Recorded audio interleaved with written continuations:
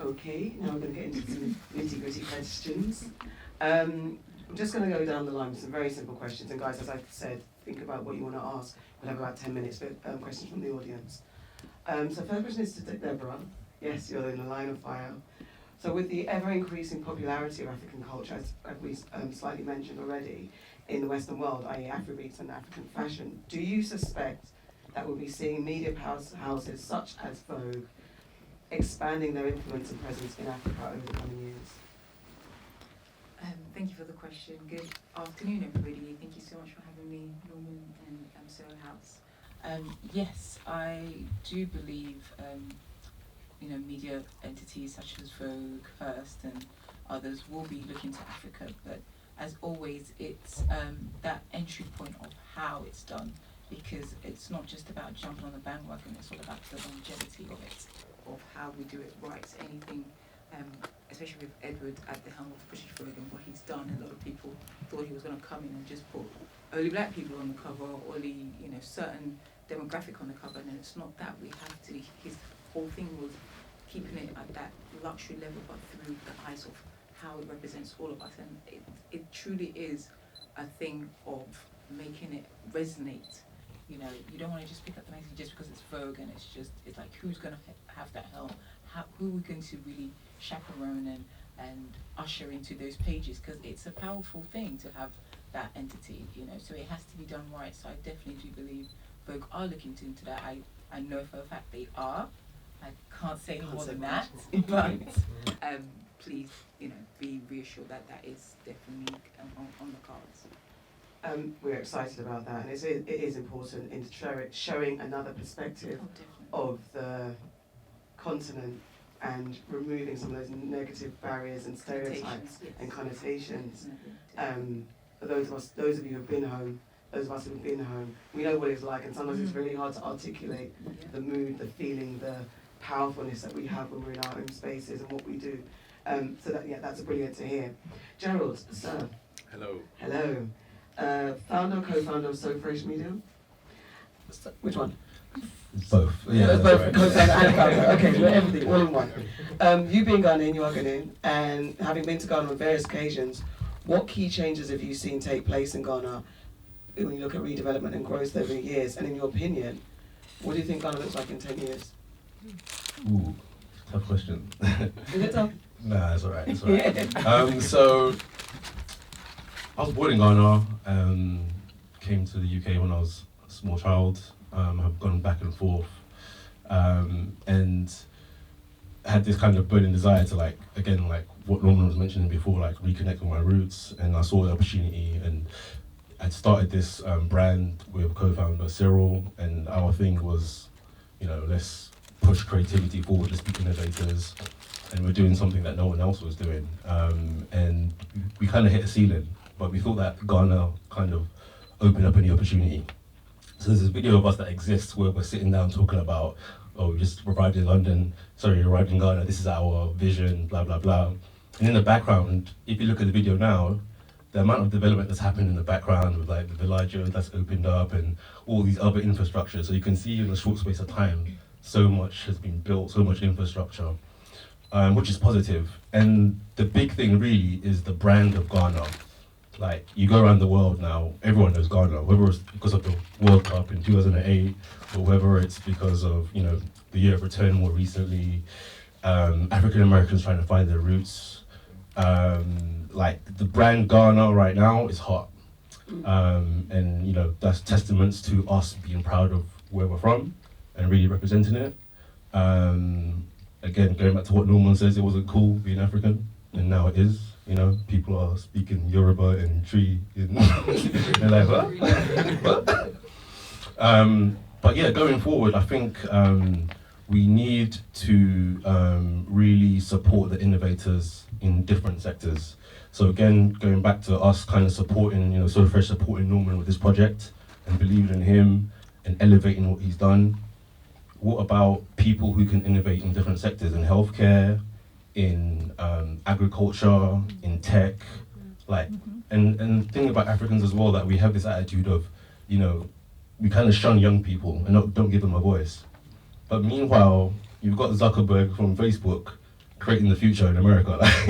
So we have so many innovators, and they need the support to innovate in all these sectors because there's so much. And the thing with Ghana as well is right now it's Accra, but there's so many places. Why can't Kumasi be the future for tech? Why can't Accra be the future for, we can build a film studio there? Why can't Cape Coast be known for something else? So there's so much scope around Ghana in general, and that's how I feel.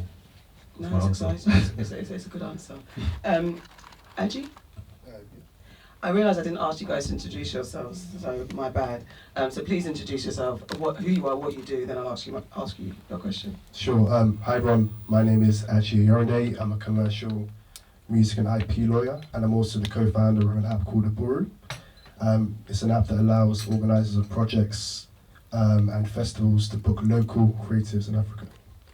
Thank you very much. And so you've travelled and done business in South Africa, Nigeria, Ghana, Malawi, and you've had clients such as Afro Nation on your CV of collaborators. So it seems you obviously have a great experience of the social infrastructures in various parts of Africa.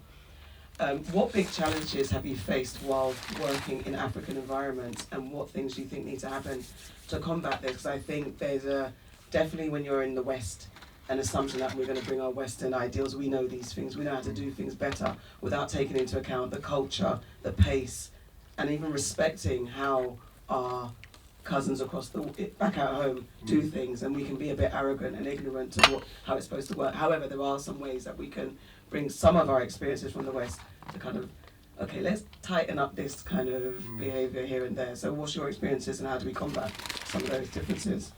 Yeah, no, good question. I think for me, the biggest thing that I've had to learn over the years is to really internalize the fact that every country and every locality is different. I think I've kind of adopted an approach of really focusing on adapting to the local way of doing things wherever I am. So that might be, for example, if you're doing projects, make sure that everybody is paid before you leave the country. That's a big one. It's also taking into account the different timelines across different countries in Africa. And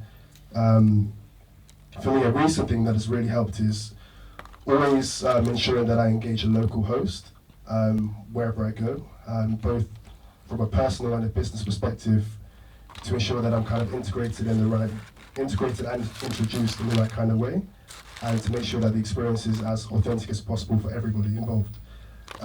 So Malawi, for example, we were there recently to do this kind of creative mixer event to onboard a bunch of creatives onto the app. So I reached out to an ex-colleague of mine. He helped to just ensure that things were running properly on the ground before I arrived. So it just really made things a lot smoother, and it meant that I was able to meet like 100 people in the space of like 2-3 days, and to do so in the right kind of way. So I'd say the biggest thing is just making sure that you just bear in mind and remember the fact that every country is different. There's a different local way of doing things. You have to humble yourself and remember that you're a guest in those places, even if you have that link. Like me, I'm Nigerian. I've lived in South Africa for 7-8 months at one time, but I'm still a guest. I still spend most of my time in the West, so for the most part, I have to adapt whenever I go, whenever I go to the continent. It's just about really bearing that in mind and ensuring that you know kind of where you're coming from and where you're going to. That's brilliant. Norman, so why did you choose Ghana first? And what inspired and compelled you to make this documentary about a country that you're not from?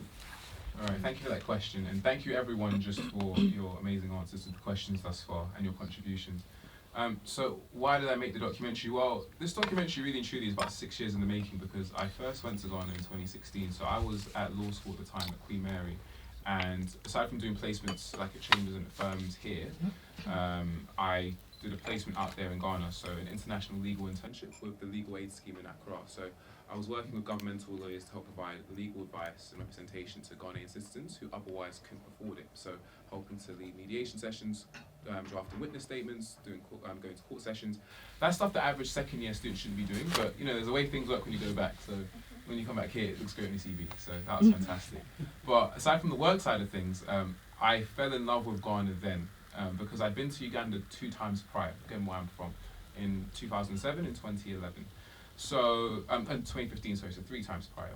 And it felt like home. There's like a synergy that I found between Ghanaian and Ugandan culture. It felt like a home away from home in terms of like the pace of which we move and the way in which we operate and how hospitable we are, just how welcoming Ghana was. And that's how much I found Uganda to be. So from when I arrived, when I was just living my day-to-day life and doing things and being part of that placement, I felt like I'd already been here. And that was a big thing, I think, especially, you know, with this whole thing of what is Africa, people want to understand, but I felt like I'd already been there, right?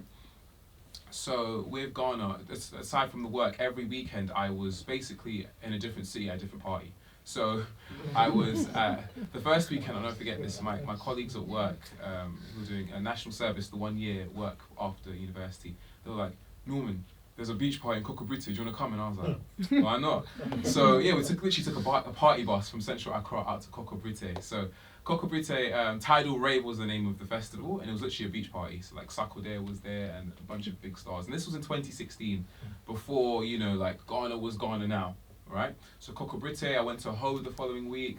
I went to Cape Coast the following week after that, and then the last weekend I was at Charlie Wate, the street festival.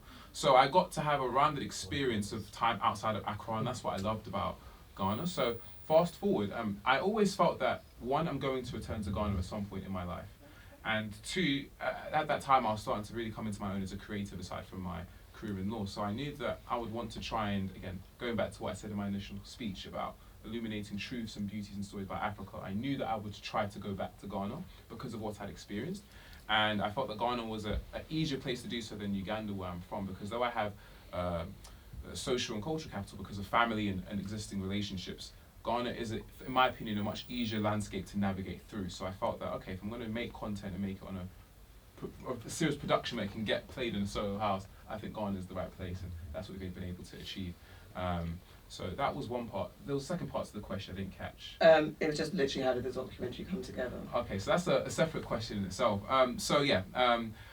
It began with, again, that inception of I'm going to come back at some point in my life. And it was because in 2016 when I was there, following that, there was the exponential rise in interest in tourism in Ghana. So when I was there in 2016, it was this thing of Ghana's great, but it was a thing of if you know, you know, or you only go because you're from there. And I think that's where a lot of African countries still are. You only go there if you're from there. You don't really catch a lot of cross-country travel. We haven't got there yet as a continent, but it is starting to change. So we hit 2019, and you had the year of return, right? And that was the big moment where, you know, the billions are coming in and the world is there. You have a Cardi B there, you have a Ludacris there, you know, the Obamas have been there prior to. So in 2019, it was almost like this explosion, supernova moment where the world is there. COVID hit in 2020, of course. 2021, I felt that, okay, if I'm going to go, I feel like this is my window of time to do it because in terms of the world refinding itself and resettling itself, this is a great time to sort of get back on the ground and pick up what's going on, but also do it through the lens of this phenomenon of COVID, because COVID is a new thing. So I thought that could be an exciting edge to explore Ghana from as well. So I'd actually had a conversation with Aji, because he'd done work in Ghana in 2019. He connected me to Cyril, who is the managing director of So Fraiche, who's here today. And then from there I had a call with Cyril and Gerald, and that was around October time of last year. And then from that we just started brainstorming, what am I going to do, what are we going to do, and how is this going to work? And lo and behold, everything that I wrote down actually happened insofar as press work at Afrochella, you know, talking about socio-economics with head of innovation at a global bank and all of these things. And then, so that was the Ghana side of things. Come back to the UK, and that's where Lamarr comes in, because I didn't realize how difficult it would be to make a documentary. I didn't really know what that actually meant.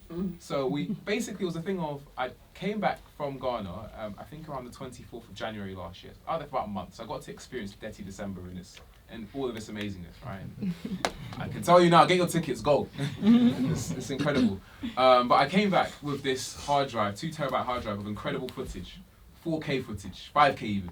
But I didn't know I didn't know what it meant. I was like, I felt defeated because I was like, how am I gonna get this thing made? So then I had a meeting with Gerald, I think a week after I came back in Stratford in East London, and he gave me some ideas. And as he was saying things, I was like, wait, my guy, Lamarr can do that. Lamarr can do that. Lamarr, so I literally told him I'm gonna call you in 10 minutes. He picked up. I met him the following week, and the rest is history. So everything he said is where the story kicks off. So that's how it came together. It was very organic, and even in terms of the soundtrack. That was through Lamarr's friend who's a British Ghanaian artist, Dr. Ish. He supplied us with 6 original tracks that are yet to be released, post-production photography, and then of course my multimedia team that made all of the logo, fonts, and so on and so forth, and of course the incredible media team here today. So in sum, it's been a very organic process. It has even this idea of it getting in a Soho House, that wasn't actually the plan. It was just go Africa and get something made and let it be a time capsule for people like my beautiful niece Elsie, who's here today, for them to see that, okay, like this is what I was doing when I was this age, and this is what Africa is. It's not this scary place, it's beautiful, right?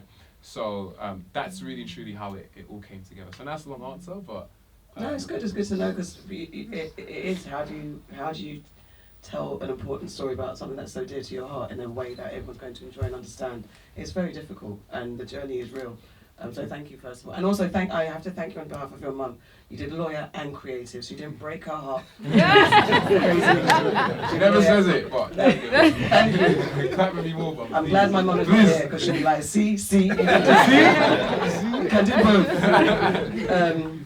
Before we move to the audience questions, I wanted just to say, down the line, something about your home, whether Africa at large or your home country on the continent, that you want to be shouted from the rooftops, that maybe there's a misconception that people don't understand that's annoyed you, but something that you just think that your country brings value to the world. Is just a bit of a romantic question. For me, I'm really passionate about young creatives, and there is so much talent. I'm from Ghana. There's so much talent in Ghana and in Africa as a whole, and I personally, I'm on a mission to try and really amplify that. So that's one thing I would definitely want a lot more to be shouted about, and also to educate our brothers and sisters back home to kind of open their eyes to the possibilities of it's not just Ghana. There's a whole world out there.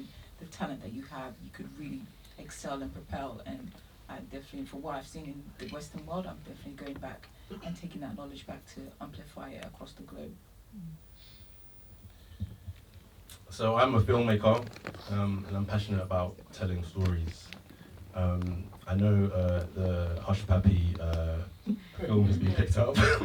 That's another story, but I feel like there is so many kind of diverse stories that can be told to the world, and I have a great idea right now that I'm looking to get made, and I feel like I want to empower young emerging filmmakers as well.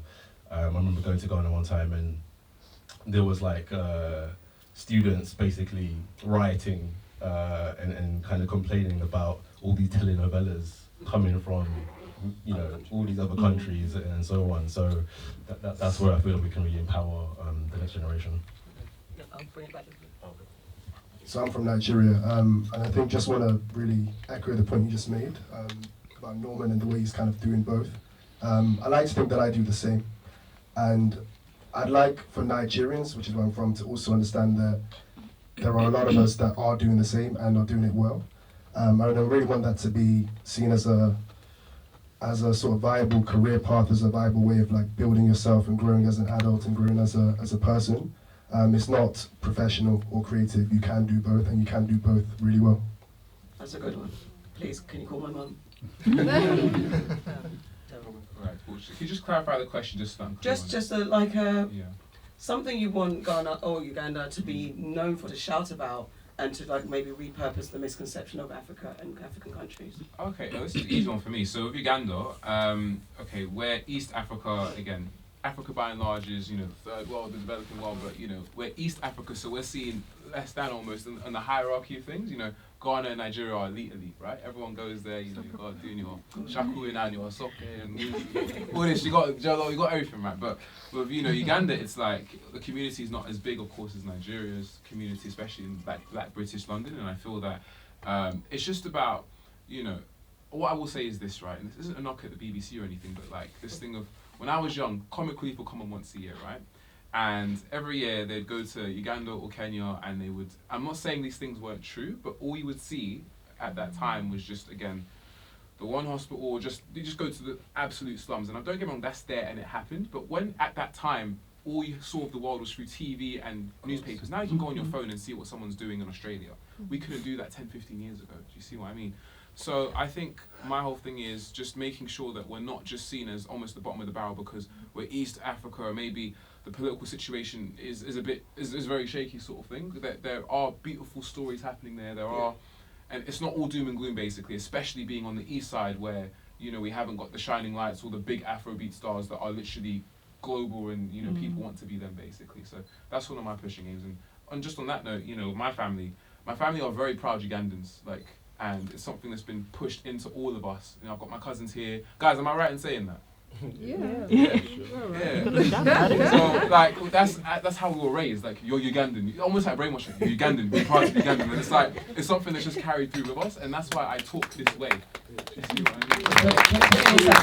It's beyond me at this point. It's just something that I was raised with, and you know, we had a community that would always meet up every Friday, and that sense of community and belonging, and that's why I talk this way, and that's why I don't really see things in terms of I'm Ugandan, you're Ghanaian, we're African. We're a people. And we need each other to, the same way we're all sat here right now. We're moving as a unit, we're not moving as individuals. I'm the Ugandan representative, you're the Nige. We're Africans who are skilled at what we do, projecting a message, trying to make change. So that's how I Yeah. Thank you very much. So guys, we've got 8 minutes for questions. Has anyone got a question? And don't be shy, because I'll call on you. Okay, cool. Can you project, or do you want the mic? Because you're further away. My question is, I think Ajay? Yeah, sorry. I feel like we see a lot of artists who are but adopting African culture in their music, and a lot of international artists, I mean. But when it comes for them to go on tour, a lot of the time they say they're on a world tour, but Africa is not on that map. So what do you think we are doing as Africans or in Africa that is stopping us from being part of those world tours? Yeah, good question. I think, to be honest, I do think things are changing. I think the way that Africa is perceived, even by Africans, both in the what I call the immediate diaspora and the wider diaspora, is changing as well. I do think there are front runners in the sense that there are certain countries, like South Africa, for example, with the Amapiano movement, that are getting a bit more love and stuff than other countries. But one thing that I'm really trying to do with the music law side of things and everything else I'm doing in music, alongside the creative stuff on the app, is to try and project stories and spotlight artists and spotlight creatives across the entire continent. So when I was in Malawi, I made sure to not only connect with creatives like filmmakers and stuff, but also to find out who the next up-and-coming independent artists are, for example. So if you want a list, I can send it to you. I'm going to be doing that around the entire continent. So that's my way of kind of knowing kind of who's on the ground and so on and so forth. And then hopefully that will make those people more proud to be from those places, and also maybe those in the diaspora that might not necessarily claim being from those places, they might now consider going back to those places. They might consider including those places as part of their world tours or whatever. And I think another thing as well is just trying to remove the whole siloed nature of almost being African. So you have someone like Diamond Platnumz, who's maybe he'll do, up until recently, he might do a tour just in East Africa, and maybe he'll go to Southern Africa a bit, but he won't go to West Africa. Or you might have Wizkid, who's just in West Africa, might go to South Africa. You see what I mean? Now things are changing a little bit. You've got people like Blackie, if you've heard of Blackie. He's just finished like a Southern Africa tour, but he's planning to go to Nigeria, he's planning to go to East Africa and stuff like that. So I do think things are changing, and I just think we have to be patient. Thank you. Next question. Yeah, my question's for Deborah. Hi. So it's actually a two-part question. So given your experiences within the creative industry, what would you say are the defining qualities of successful creatives? And then what advice would you give to those who want to succeed within the industry? The first question is, success looks very different to everyone. So it really depends. I can only speak for myself. I still think I'm on the journey to success, even though, my gosh, you work at Vogue, it's like, to me, it's like it was never the dream. I understand how big it is, but to me, I've got so much more I could give to the world and give as myself personally. So I would say success, I couldn't really answer that because that looks very different to every creative and every individual. And in terms of advice of how to step into the industry or how to navigate the industry. It's the cliche thing of, you know, it's all about who you know, but it's also about your network. You just in this room, like, don't walk out without speaking to someone, because you just never know who's in here, who can help you. And always be nice. Don't always go for the I need something. Just speak to them. Oh, you know, how are you doing today, or what has your week been like? Build conversations and build relationships. It's not all about, you know, what can I get, because you just never know. In 10 years' time, that intern who was working at would you call it a magazine that you have no recollection of could be the CEO of the company that you really want to work with. So it's all about building relationships. And that's where it starts. Thank you. We've got time for maybe one question with a quick answer. One question for Norman. Regarding the documentary, being Ugandan, as you mentioned, and proud, what was the main challenges for you doing it in Ghana, and how did you overcome the challenges to flow there, like the contacts, and to put everything together, basically? Even if Ghanaian are great people and very welcoming, as you know. That's a really good question. That's a really good question. Thank you very much. I think a lot of it was trust and faith, because again, this time I was going back to Ghana with a mission to try and film stuff, but it wasn't like, okay, I've got cousins here in X, Y, and Z location, maybe they can get me to their friends or this or that. I'm really relying on, you know, Gerald and Cyril and who they said they can get me in touch with and what they could do. So it really was a leap of faith in many ways. Like, you know, I'm going Ghana, and, you know, it was party season, so regardless, I was going to have a good time. But the way my mind works is that when I have a mission, like, I would have left angry if I didn't achieve what I wanted to achieve, especially traveling at that time, you know, COVID-19, getting in the country, all the fit to fly certificates, like, it was hard. It was a mission to even get in. So I had to really, to answer your question, I had to really trust in the people that I was with, and I think that's made me a lot more open as a person. I like to think I'm quite open and approachable, and I understand the nuances of communication, but in those circumstances, especially being, you know, I'm back in Africa, and it's party season, and a lot is moving very quickly. You have to just trust people. So a lot of times, I'll give you an example. I would be the last filming day, and you'll see this in the documentary. I had 2 interviews. One was with George Ajibang. He is the head of innovation at the investment bank Societe Generale. We're talking all things socio-economics and politics and that sort of stuff. Then we go to the other side of town to Africa Global Radio, but then we end up going to Airport City to the house of one person who's like very big in the property game, and then it was a thing of, okay, this person's here right now, and Cyril said to me, go talk to him, basically give him the elevator pitch, and if we can get time of him to interview him, it will work. So there were a lot of spontaneous moments where we just caught people at the right time, and it was like I could get their ear. So even, for example, in some markets, I was talking to people about the impact of COVID on their local business and how that's affecting, you know, their livelihood and things like that. So to answer your question, a lot of it was just faith and trust. The good thing for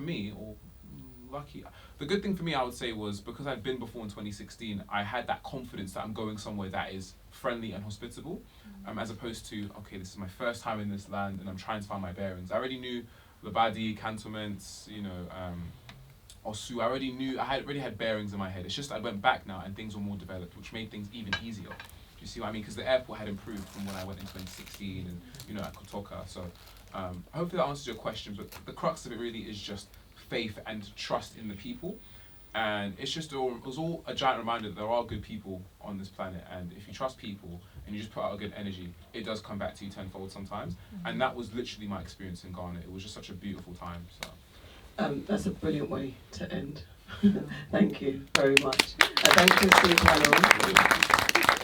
Guys, you have 10 minutes to freshen yourselves, get snacks.